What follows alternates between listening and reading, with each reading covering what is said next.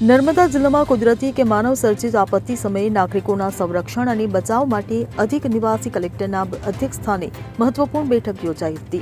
અધિક નિવાસી collector CK ઉધાડે જણાવ્યું કે આકસ્મિક સંજોગોમાં લોકોની સલામત સ્થળે ખસેડવા માટે વ્યવસ્થા કરવામાં આવશે।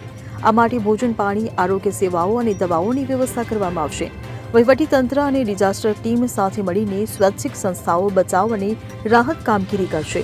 સંસ્થાઓએ સ્વયંસેવકોની યાદી તૈયાર રાખવાની રહેશે। વોટ્સએપ ગ્રુપ બનાવીને સરકારની સૂચનાઓનું પાલન કરવામાં આવશે। રેડક્રોસ દ્વારા લોહી અને દવાઓની વ્યવસ્થા કરવામાં આવશે। પશુઓની સંભાળ માટે પણ આયોજન કરવામાં આવ્યું છે। ફૂડ પેકેટ્સ બનાવતી સંસ્થાઓ સાથે સંકલન કરવામાં આવશે। આપત્તિ વ્યવસ્થાપન માટે સ્વયંસેવકોની તાલીમ આપવામાં આવશે। Bureau report CN24 news.